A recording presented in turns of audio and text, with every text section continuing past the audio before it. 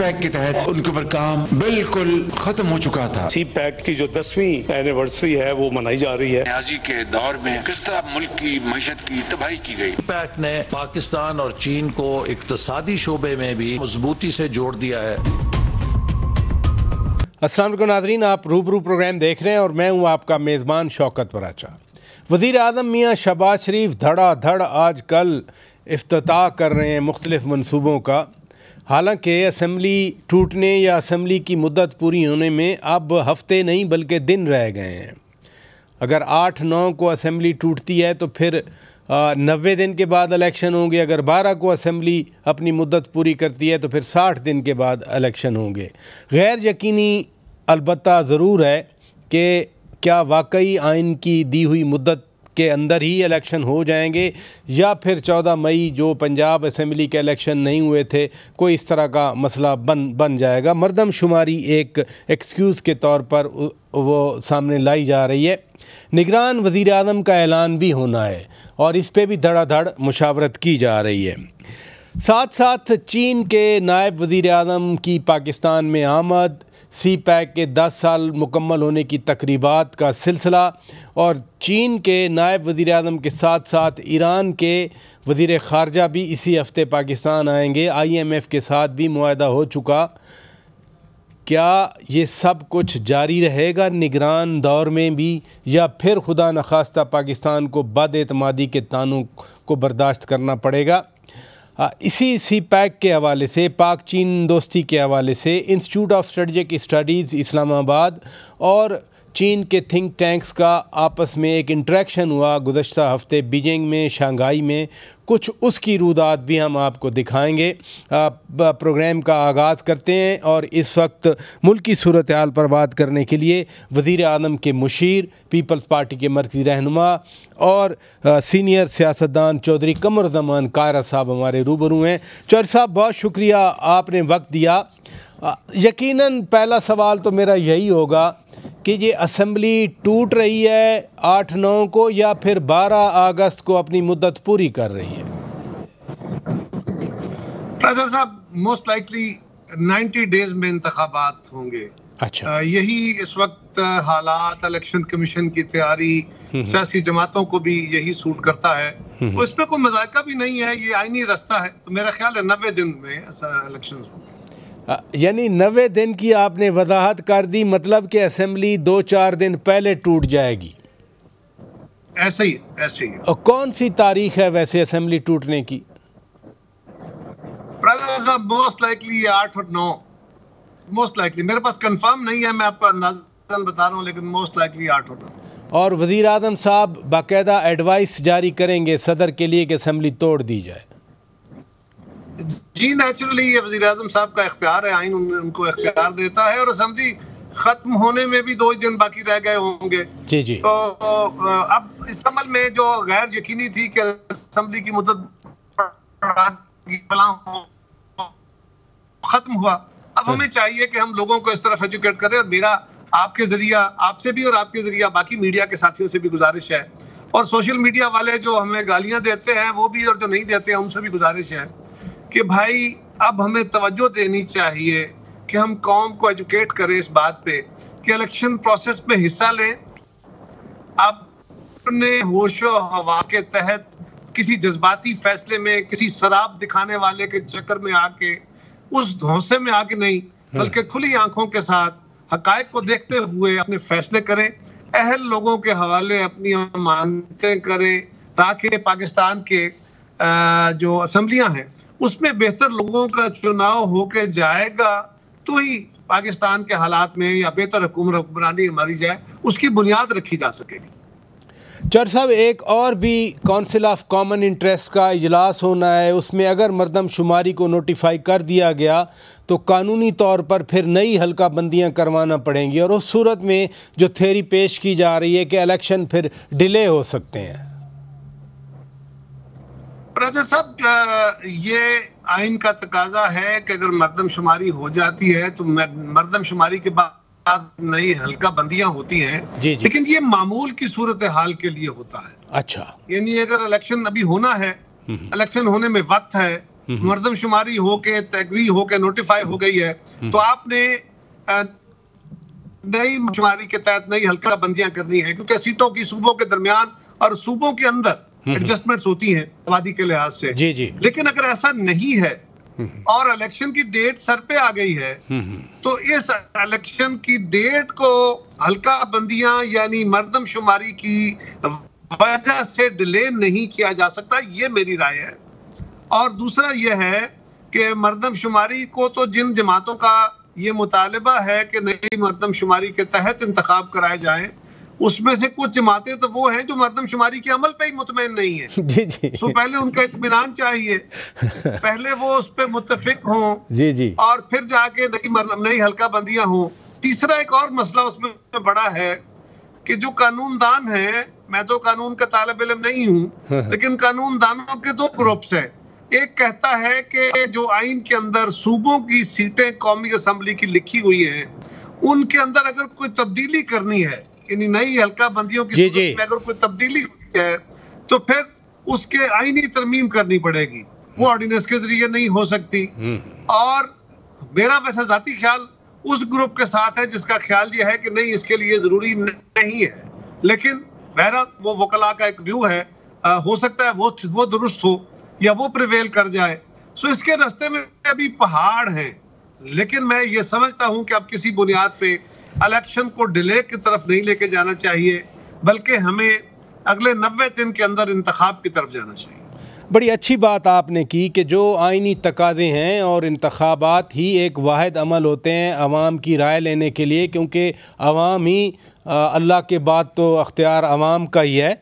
ये फरमाइए, निगरान वज़ीर आज़म वो कोई मसला बना हुआ है? प्राचा साहब, मसला कोई नहीं होता। असल में हुआ ये कि डिबेट बहुत जल्द शुरू हो गई। मीडिया को चाहिए था जल्दी जल्दी नाम बताएं, आपको खबर चाहिए थी। ये को महीना डेढ़ पहले से डिबेट शुरू हो गई, नाम नहीं बता रहे, नाम नहीं। भाई जब वक्त आएगा तो नाम पे अब कंसल्टेशन का टाइम आ गया, अब कंसल्टेशन शुरू हो गई है। आप भी सुन रहे हैं, हम भी सुन रहे हैं। मैं कोई उस कमेटी का मेंबर तो नहीं हूँ कि मुझे तफसीलात का पता हो, जो मेरी जमात ने बनाई है। लेकिन ये 4-5 नामों पे तो इत्तेफाक, मतलब 4-5 नाम तो है ना जिस पे डिस्कशन हो रही है। ऐसे ही होगा। अब क्या भी यही कहता है कि ऐसा ही होगा कि 4-5-6 नामों के अंदर ही किसी में से डिस्कशन होनी है ना, सारा जहान खोल के तो डिस्कशन नहीं हो सकती। सो जब हम अपने मेंबरान से, जो उस कमेटी के मेंबरान हैं, उनसे जब हम भी टो लगाते हैं, क्योंकि आप दोस्त हमसे पूछते हैं, हम उनसे टो लगाते हैं कि यार बता ही दो, कुछ इशारा ही दे दो, तो वो कहते हैं भाई हम अंडर ओथ हैं, हमने नाम नहीं बताने। ये टो हम भी लगाते हैं जैसे आप फरमा रहे हैं। और जो एक नाम आया हुआ है इसहाक डार साहब का, क्या सिर्फ इतना पूछना चाहता हूँ, उन 5 नामों में जिनका आज सैयद खुर्शीद शाह साहब भी बात कर गए कि 5 नामों का इत्तफाक हुआ है, उनमें से कोई एक बनेंगे, तो डार साहब उन 5 में शामिल हैं? मैंने अर्ज किया ना, मैं उस कमेटी का मेंबर नहीं हूँ और कमेटी वाले हमें नाम नहीं बताते। डार साहब पाकिस्तान की सियासत में समझ बूझ के हवाले से, सियासी समझ बूझ हो, तजर्बा हो, मईशत का तजर्बा हो, अफाम हो, उसमें तो वो उन चंद लोगों में हैं जो पाकिस्तान के बेहतरीन दिमाग हमारे पास मौजूद है। लेकिन उनके ऊपर इत्तेफाक होता है नहीं होता है, इसके बारे में मैं कुछ हतमी नहीं कह सकता। चर साहब, मुझे ब्रेक लेनी है। नाजरीन, ब्रेक के बाद जब वापस आएंगे, चीन ने कहा कि इत्तफाक राय पैदा करें, IMF ने कहा कि जी बद-एतमादी नहीं होनी चाहिए, अमेरिका ने कहा कि आइन और कानून के मुताबिक आगे चलना चाहिए। ये सारी अच्छी बातें हैं और कायरा साहब भी फरमा रहे हैं कि 90 दिन के अंदर अंदर इंतखाब होना चाहिए। तो बाकी दुनिया जो कह रही है, वो हम क्यों इन बातों को नहीं समझते? ब्रेक के बाद बात करते हैं। वेलकम बैक नाजरीन, आप रूबरू प्रोग्राम देख रहे हैं। चौधरी कमरुज़्ज़मान कायरा साहब आज हमारे रूबरू हैं। चौधरी साहब, ये IMF ने कहा कि बद-एतमादी हुई पाकिस्तान की तरफ से, चीन ने कहा कि जी इत्तफाक राय पैदा होना चाहिए, अमेरिका ने कहा आइन और कानून की पासदारी होनी चाहिए। ये हम खुद क्यों नहीं सोचते ऐसी चीज़ें? ये हैं तो पाकिस्तान के फ़ायदे की बातें सारी। फराजा साहब, कभी आप नहीं सुनते, कभी मैं नहीं सुनता, कभी कोई तीसरा नहीं सुनता। सूरत हाल वाकई ऐसी है, क्या किया जाए। इस वक्त पाकिस्तान की मोर और लेस मेजॉरिटी जमातें जो पार्लिमानी सियासत करती है वो इस वक्त असेंबली के अंदर इस हुकूमत का हिस्सा है। एक आध जमात है जो नहीं है, लेकिन बाकी जमातों की ताईद इस हुकूमत को आप ऐसे कह रहे हैं कि वो एक आध जमात जैसे इतनी छोटी सी है? नहीं सर, नहीं, मैं ये नहीं कह रहा। अच्छा। मैं छोटी सी नहीं कह रहा। मैंने इसलिए एक आध कहा कि शायद 2 या 3 जमातें ऐसी हैं जो नहीं है, यानी जमात इस्लामी हुकूमत का हिस्सा नहीं है, पीटीआई हुकूमत का हिस्सा नहीं है, वो तो असेंबलियों में नहीं है, इसलिए मैं इसलिए कह रहा हूँ। अच्छा, जो पार्लिमान के अंदर इस वक्त है मैं उनका जिक्र कर रहा हूँ। ठीक है। सो मेरा जाती ख्याल ये है कि ये दुरुस्त आइडिया है और इस पे हमारी क़यादतों का भी, मैं अपनी क़यादत का आपको कह सकता हूँ, मैं मुस्लिम लीग की क़यादत के साथ भी मुलाकातें, रहीम मियाँ साहब, बड़े मियाँ साहब से भी, वज़ीर आज़म साहब से भी, सबका जनरली इत्तेफाक इस बात पे है, एक कि हमें जो इखलाकी तौर पे जो सियासी मुरवजा रिवाज है इसको तब्दील करना चाहिए और सियासत के असूलों के अंदर रह के, अपोजिशन हो या हुकूमती इत्तेहाद, उसको चलना चाहिए। और मुल्क के मसाइल के हल के लिए अभी शायद हमें एक आध दफ़ा और मिल के हुकूमत बनानी चाहिए ताकि हम इत्तेफाक राय से ओनरशिप के साथ फैसले कर सकें। नहीं, लेकिन ये फैसला तो चौधरी साहब पाकिस्तान के अवाम ने करना है कि किस पार्टी को, पार्टियों के इत्तेहाद को किसको वोट देना है। लेकिन फ़िलहाल तो आज सेनेट में एक बिल आया, इंसदाद पुरतशद्दुद इंतहा पसंदी, वो आप ही के दोस्त शहादत बलोच साहब ने पेश किया, लेकिन आपकी इत्तेहादी जमातें भी उसकी मुखालफत करने लगीं और उसको ड्रॉप करना पड़ा। पीटीआई ने कहा कि ये पीटीआई को सियासत से आउट करने का बिल है। आप क्या देखते हैं, पीटीआई को इस तरह अब कानून साजी के ज़रिए आउट किया जा रहा है? पीटीआई का इंतहा पसंदी से ताल्लुक तो नहीं होना चाहिए। उनको चाहिए कि वो खुद इस बिल को जो है, इस तरह की अगर कोई लेजिस्लेशन होती है तो उसको सपोर्ट करें। लेकिन ये तो प्राचा साहब, मेरे लिए तो ये, खैर मैंने बिल नहीं देखा, मेरे लिए तो ये खुद बिल का जो टाइटल है यही एक कचरे का बायस है कि पुरतशद्दुद इंतहा पसंदी। इसका मतलब है कि इंतहा पसंदी पुरअमन भी होती है कोई। इंतहा पसंदी इसलिए इंतहा पसंदी होती है कि तशद्दुद होता है, उसमें तशद्दुद होता है। जी जी, उसमें डायलॉग नहीं होता, उसमें टॉलरेंस नहीं होती, उसमें बर्दाश्त नहीं होती। सो मेरा ख्याल है कि किसी भी तरह जो इंतहा पसंदी है वो सियासत के अंदर हो, वो मजहब के अंदर हो, वो कौम परस्ती के अंदर हो, वो कल्चर के अंदर हो, इंतहा पसंदी को ओवरऑल हमें कंडेम करना चाहिए या उसको मुस्तरद करना चाहिए। लेकिन आप ही के एक पुराने दोस्त सेनेटर मुस्तफ़ा नवाज़ खोखर साहब भी मुखालफत कर रहे हैं, ट्वीट किया बाकायदा, फवाद चौधरी एंडोर्स कर रहे हैं उसको, तो इट मीन्स कुछ तो है ना फिर जिसको बाकी भी सियासतदान मुखालफत कर रहे हैं उसकी। देखिए, किसी बिल के ऊपर अगर मुबाहिसा हुआ है तो ये तो खूबसूरत बात है ना प्राचा साहब, यही तरीका कार है असेंबलियों के अंदर। मुबाहिसा ही तो नहीं हुआ ना चौधरी साहब, अचानक कानून साजी हुई है, जिस तरह और बहुत सारी कानून साजी। तो देखे ना, उसको रोका गया। अगर किसी को अर्जेंसी में कानून साजी करने की जरूरत गवर्नमेंट को पेश आई, जहां दुरुस्त समझा गया उसको तस्लीम कर लिया गया, और जहां दुरुस्त नहीं समझा गया उस पर एतराज कर लिया गया। ये तो अच्छा हुआ चेयरमैन सेनेट जनाब सादिक संजरानी साहब ने उसको ड्रॉप कर दिया और उन पे तनकीद भी हुई फिर। कि सर उन्होंने ड्रॉप किया होगा किसी अगले सेशन के लिए, अगले सेशन में ले आएंगे। चीन के नायब वज़ीर आज़म है ली फेंग पाकिस्तान में, ईरान के वज़ीर ख़ारजा भी पाकिस्तान आ रहे हैं, IMF के साथ एग्रीमेंट हो चुका, वज़ीर आज़म UAE गए थे, आपके पार्टी के चेयरमैन बिलावल भुट्टो जरदारी साहब भी आज UAE में। अब ये कामयाबियाँ हैं यकीनन कि दुनिया दोबारा पाकिस्तान के साथ मुंसलिक हुई है, पाकिस्तान दुनिया के साथ गया है। अब कहीं निगरान हुकूमत आए, खुदा न खास्ता ये ना हो कि पाकिस्तान फिर तनहा रह जाए, तसलसल कैसे यकीनी बनाया जाएगा? कोशिश तो यही है जी, और इसीलिए हुकूमत की तरफ से जो इलेक्शन एक्ट के अंदर आर्टिकल 230 में अमेंडमेंट्स की गई हैं वो यही है कि जो केयर टेकर गवर्नमेंट है उसको अपने किए गए माहदों के तसलसल के लिए उस हद तक नए वायदे करने का नहीं, उन वायदों के अमल दरामद और उस पर जो वायदे हमने किए हैं उनके ऊपर बेहतर अमल दरामद के लिए अगर कोई इक़दाम उठाने पड़ते हैं तो उनको ये इख्तियार होना चाहिए। उस पर भी उस पे अंदर कुछ ऐसी सुकम थे जिसको इतराज करके दूर किया गया और वो बिल पास हुआ। तो इंशाअल्लाह तवक्को करनी चाहिए कि ये बेहतरीन फैसला होगा, केयर टेकर गवर्नमेंट इत्तेफाक राय वाली होगी और वो बाख्तियार होगी इस हद तक कि वो जो मुआहदे हुकूमत ने किए, मुंतखब हुकूमत ने, उन मुआहदों को आगे लेके चलेगी, उन पे अमल दरामद होगा।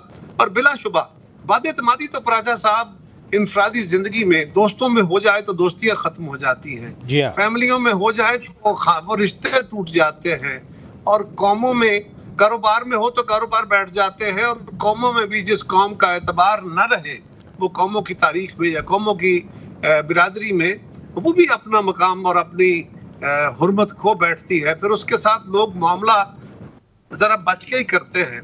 इसलिए हमें बिल्कुल अपने माजी में अगर कोई गलतियां हुई है तो उनको दूर करना है, अपने को हुर्मत देनी है, उनके साथ खड़ा होना है, उनका पास करना है, और बिल्कुल लफ्ज अदा करते, मुआहदा करते हुए सोच के मुआहदे करने हुए, क्योंकि हमारा दीन भी यही कहता है, दुनिया का असलूब भी यही कहता है कि मुआहदे करते हुए सोच के मुआहदे करो। वो मुआहदे जो काबिल अमल नहीं है वो डांग टपाऊ प्रोग्राम ना करो, वरना डांग टपाऊ प्रोग्राम में तो फिर आप खजल खारी होंगे। लेकिन अगर मुल्क के ही एक सियासी जमात से ताल्लुक़ रखने वाले लोग वाशिंगटन में अमरीकी कांग्रेसमैनों को ये बावर करवाएं कि पाकिस्तान में बड़ा जुल्म हो रहा है और पाकिस्तान के ऊपर आप ज़रा सख्त हाथ रखें, इसको आप फिर कैसे देखते हैं? देखिए, पाकिस्तान के साथ अगर कोई ये कह रहा है कि पाकिस्तान के साथ सख्त हाथ रखे, ये तो बहुत बड़ा खौफनाक बात है ना। ये तो पाकिस्तान की सालमियत पे अटैक वाली बात है। हाँ, अगर किसी को शिकवा है, गिला है, और वो पाकिस्तान की अदालतें उसके लिए खुली हैं, वो उससे भी बियॉन्ड जाना चाहता है, वो लोगों को तो जमात उनकी ताने देती रही कि इनकी डोरियां कहीं और से हिलती हैं, ये फलां के हुक्म मानते हैं, और आज खुद अगर ऐसा कर रहे हैं तो ये अफसोसनाक है। लेकिन अगर किसी को ये गिला शिकवा हो कि मैं आलमी इदारों को जाके ये कहूँ कि मेरी क़यादत के साथ, मेरे फलां के साथ, मेरी जमात के साथ जाती है, तो ये भी नहीं होना चाहिए। लेकिन चले, लेकिन अगर कोई ये कहता है कि पाकिस्तान के साथ तावन ना करो, ये तो बहुत खौफनाक बात है जी। ये तो पाकिस्तान की सालमियत पे अटैक है। चौधरी साहब, यहाँ तक कहा गया कि IMF ने जो एग्रीमेंट किया है आपने रुकवाया क्यों नहीं है? तो वो फिर अपनी जमात से ही पूछ लेते कि उन्होंने क्यों कहा IMF को कि हमें ये कबूल है। नहीं चौधरी साहब, बात ये है, सालमियत की बात आपने खैर खुद कर ली, लेकिन ये जो सूरत हाल है ये पाकिस्तान को किधर ले जाएगी? इसी वजह से मैं कह रहा हूँ कि तनहा ना कर दें पाकिस्तान को ये लोग। नहीं सर, नहीं, इंशाल्लाह पाकिस्तान को तनहा करने वाले बड़े थोड़े लोग हैं जिनकी ये सोच हो सकती है। पाकिस्तान की सालमियत के लिए हम सब, हमारे बच्चे, हमारी नस्लें कुर्बानी के लिए तैयार हैं। बिल्कुल ऐसा कुछ नहीं होगा। हाँ, इस तरह की कोशिशों से, काविशों से जो पाकिस्तान के खिलाफ दुनिया में लॉबियां काम करती हैं हमारे मुखालिफ ममालिक की, उनके हाथ मजबूत होते हैं, उनको ज़रा आसानियां पैदा हो जाती है पाकिस्तान के रास्ते में रुकावटें डालने की। इसीलिए मैंने कहा ना, ये तो पाकिस्तान की सालमियत से खेलने वाली बात है। बहुत शुक्रिया जनाब चौधरी कमरुज़्ज़मान कायरा साहब। नाज़रीन, हमारे रूबरू थे। ब्रेक लेते हैं, ब्रेक के बाद जब वापस आएंगे, institute of strategic studies Islamabad का थिंक टैंक का दौरा चीन और वहाँ पर मुख्तलिफ लेवल्स पर मुलाकातें, वहाँ से CPEC को कंटिन्यू करने की यकीन दहानियाँ और नए प्रोजेक्ट्स के हवाले से अपडेट्स हम आपको बताएंगे उस रुदाद में, उस अहवाल में जो चीन के सफ़र के बारे में हमने तैयार किया। लेकिन एक ब्रेक के बाद स्टे विद अस। का चोंद रोशनियों का देश, हिमालय से ऊंची दोस्ती रखने वाला हमारा आयरन बरादर मुल्क चीन दिन दुगनी और रात चुगनी तरक्की कर रहा है। सड़कें साफ, लोग खुशहाल और इमारतें बहुत ही बुलंद हैं।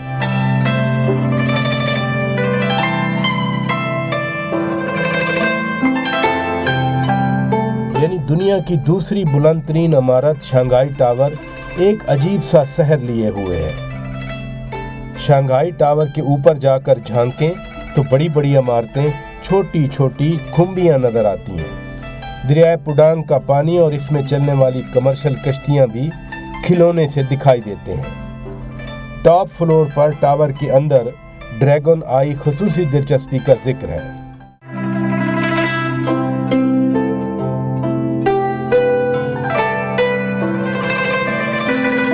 शंघाई में ही तो 1921 में कम्युनिस्ट पार्टी ऑफ चाइना का पहला इजलास हुआ। किसी को क्या इल्म था कि इस इजलास में शामिल लीडर्स अजीम कौम की बुनियाद रखेंगे।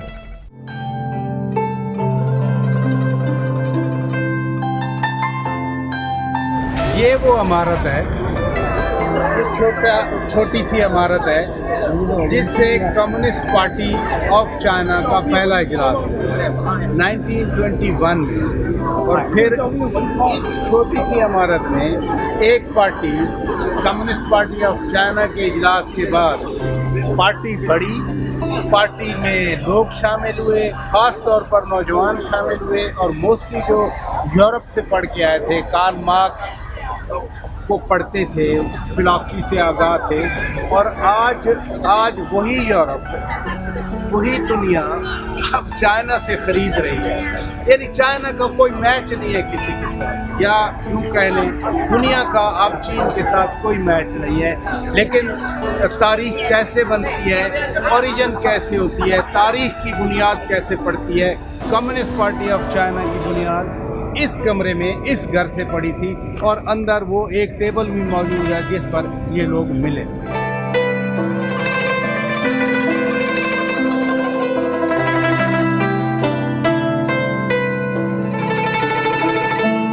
शंघाई में ही डॉक्टर जोंग जेजिन की सरबराही में यूनिवर्सिटी ऑफ फुदान में पाकिस्तान स्टडीज सेंटर कायम है।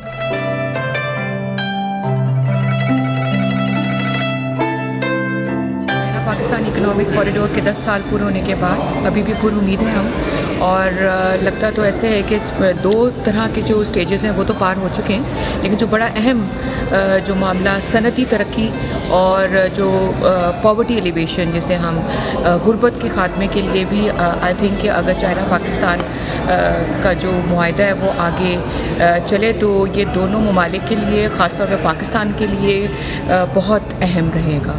और इस हवाले से मैं ये समझती हूँ कि ये जो हमारा डेलीगेशन है इसमें हमें ख़ासी उम्मीद है कि हम मज़ीद किस्म के ताल्लुकात इस्तवार कर सकते हैं। और ख़ास तौर पे पीपल टू पीपल कॉन्टैक्ट अहम है, ख़ास तौर पे यूनिवर्सिटीज़, ताकि रिसर्च की जाए।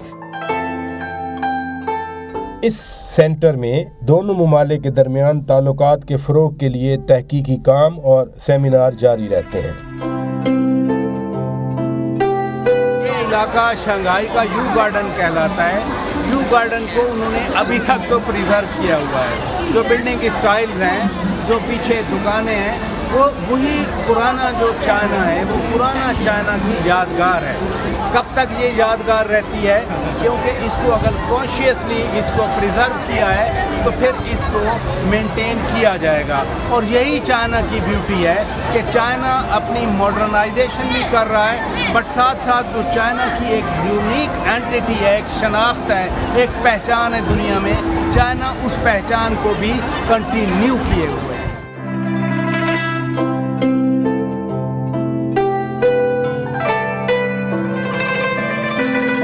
चीन ने हैरत अंगेज तौर पर मॉडर्नाइजेशन की है।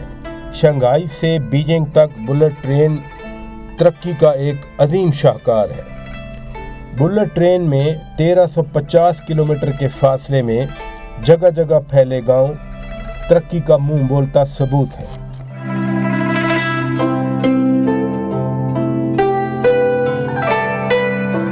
चीन की मॉडर्नाइजेशन और डेवलपमेंट के इस सफ़र में बड़ा किरदार China road and bridge corporation का है। इस इदारे ने पाकिस्तान के साथ कोरकरम हाईवे बनाई थी। यही इदारा अब खंजराब पास से रेलवे लाइन बिछाने की फिजिबिलिटी स्टडी मुकम्मल कर चुका है। तरक्की के इस सफ़र में हर दौर में दोनों ममालिक मिलकर काम करते रहे हैं।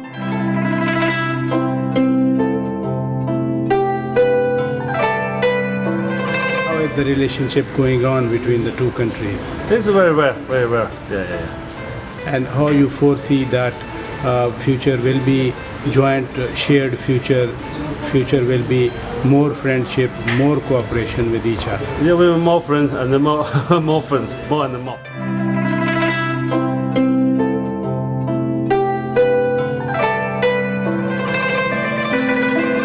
माजी का अजीम अजूबा यानी दीवार चीन बनाने वाला ये मुल्क अब आर्टिफिशियल इंटेलिजेंस में बहुत तरक्की कर रहा है, आगे बढ़ रहा है। रोबोट टेक्नोलॉजी और मसनूई ज़हानत दीवार चीन से भी चीन को ऊपर ले जाएंगे।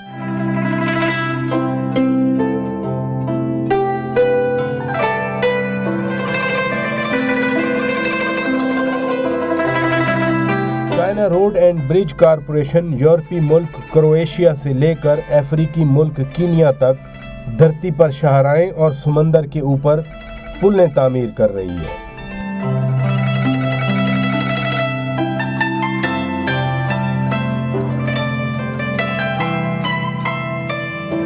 यही वो काम है जो चीनियों के आबाओ अजदाद ने 2000 साल पहले अजीम दीवार चीन की तामीर से शुरू किया था। इस तामीर का अहया साल 1360 में हुआ और साल 1500 तक मुकम्मल हुआ। अब बिल्कुल दीवार चीन का ये बेस है, इसके बाद चेयर लिफ्ट चलती है या केबल कार चलती है, वो बिल्कुल दीवार तक लेके जाती है।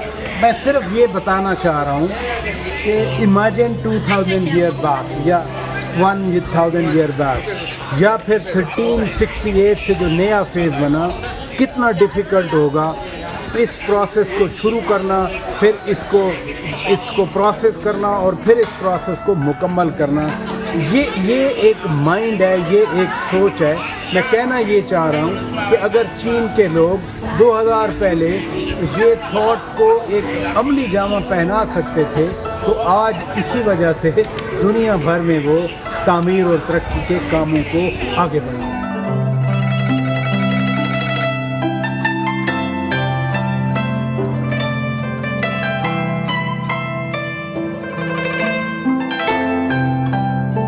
नाज़रीन, इन्हीं लिफ्टों पर बैठकर हम अब पहुंच रहे हैं। ये आपको दीवार चीन का कुछ हिस्सा नज़र आ रहा है और ये हिस्सा 1368 में बनना शुरू हुआ और तकरीबन साल 1500 तक ये सिलसिला जारी रहा। ये कुछ पार्ट है दीवार चीन का।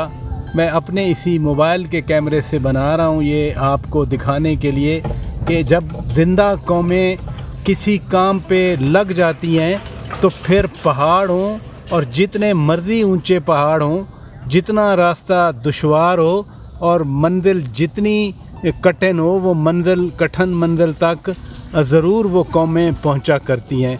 और सबसे बड़ी मिसाल दुनिया की सबसे बड़ी दीवार, जिसे दीवार चीन कहा जाता है, उसकी तामीर, ये उस पॉइंट पर अब हम पहुंचने वाले हैं जिसे किसी के ख्वाब को हकीकत में बदलने के लिए पता नहीं कितने वर्कर्स या उस वक्त के इंजीनियर्स का खून पसीना इसमें शामिल हुआ है।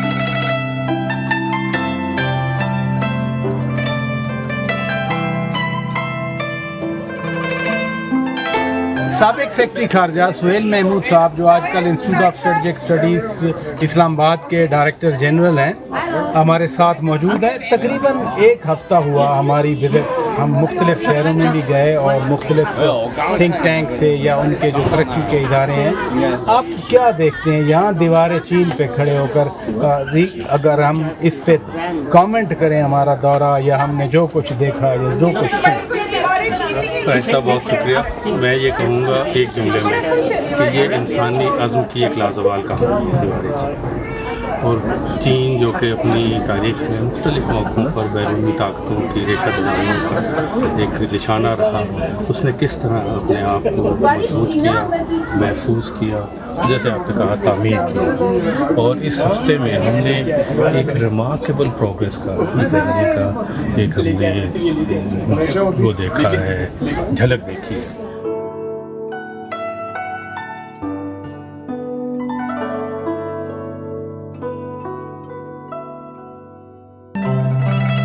नाज़रीन, दीवारें तो आपने भी पूरी ज़िंदगी में देखी हैं, लेकिन ये समथिंग स्पेशल इसलिए स्पेशल है कि इंसानी जो ख़ास तौर पर जो चीनियों का एक जज्बा था अपने आप को महफूज बनाने का, सिक्योर बनाने का, अपने आप को डेवलप करने का और इस तरह का एक स्ट्रक्चर बनाने का, यानी 2000 साल पहले उन्होंने ये काम शुरू किया।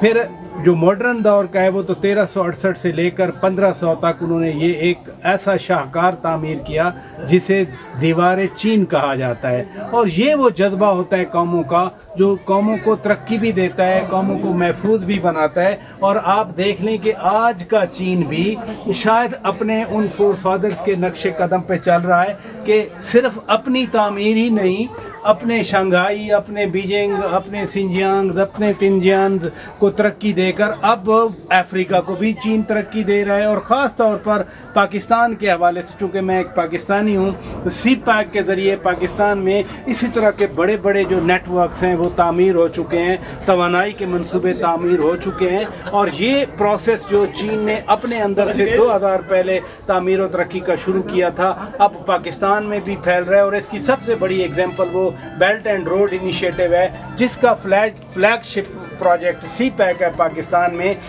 इसलिए मैं यहाँ पर पहुँचा आपको दिखा सकूँ कि जब कौमें खड़ी हो जाती हैं वो अपने आप को महफूज भी कर लेती हैं और वो अपने आप को तामीर भी कर लेती हैं।